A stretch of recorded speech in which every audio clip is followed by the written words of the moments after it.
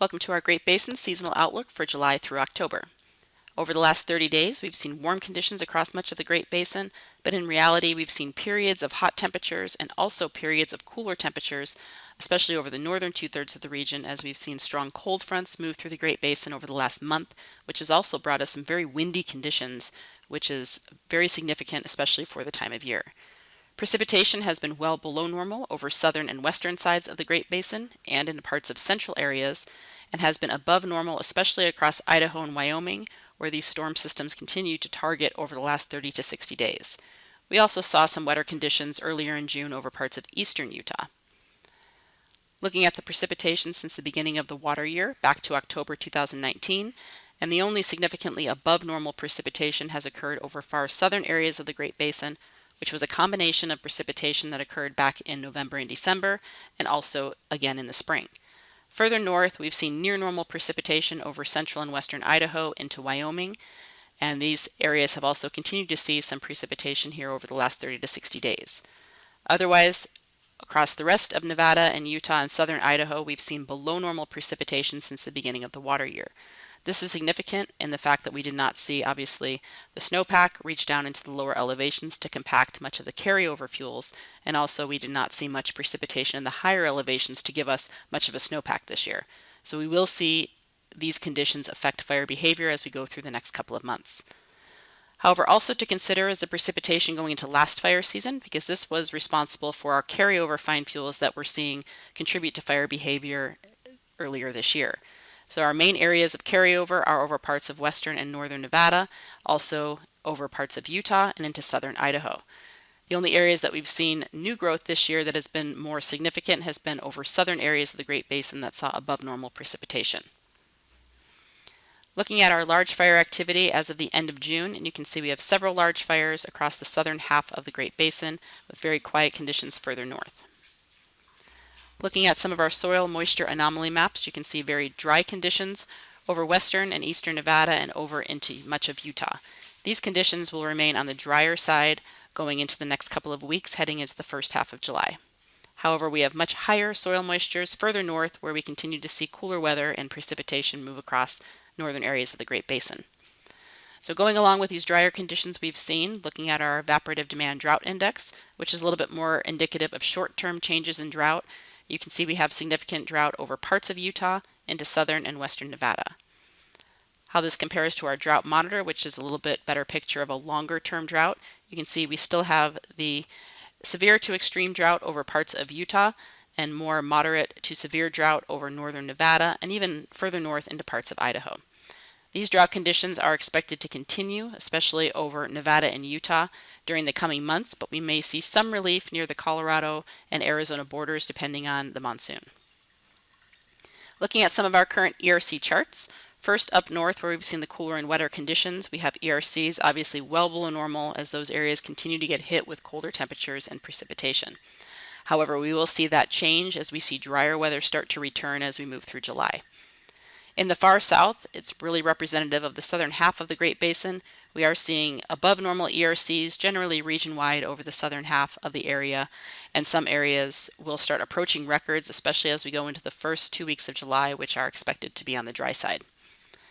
Looking at some of our live fuel moisture, you can see for sagebrush, this is generally across Utah, we are seeing sagebrush dipping well below normal, and in some areas hitting historic lows. This is also representative of the conditions we're seeing over much of eastern and southern Nevada.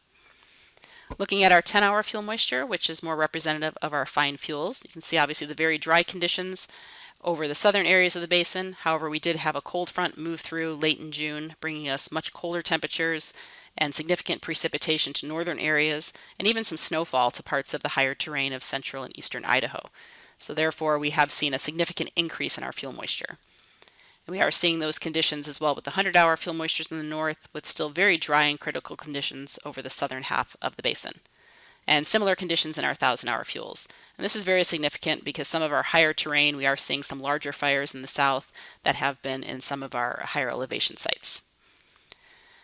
Looking at some of the fuel loading, looking at the bottom right, showing our percent of average, shows generally again that well above normal fine fuel growth over the southern half of the basin, and this is from last year. So these are all carryover fuels going into this fire season with a little bit more sporadic conditions over northern Nevada and into Utah. And then looking at 2019, this was again last year. You can see the above normal areas over southern Nevada and southwest Utah. And then if we look at this year with the new precipitation, again, these were the areas of the basin that had well above normal precipitation over the last several months into the winter. And you can see how the additional growth has changed conditions down in the south. But again, this is still a far cry from what we saw in 2005, but we are again seeing those above normal fine fuels really contribute to fire behavior in the south. So now that we've seen all the recent conditions, we'll look at some of the future projections. First with El Nino and La Nina. Our current state is generally in a neutral state, but we will continue to remain likely in this neutral state. We may see some cooling dipping into La Nina as we move towards later in the summer and into the fall. So again, this will have more implications for some of our winter weather.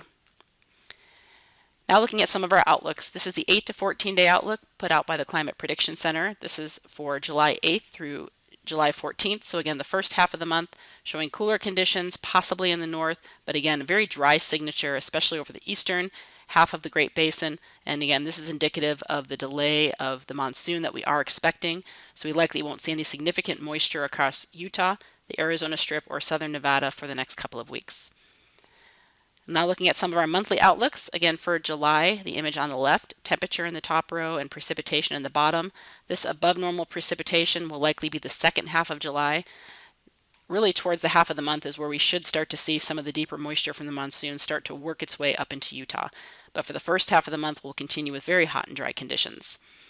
As we move through August and September, we are seeing drier and warmer conditions continue on the northern and western side of the Great Basin.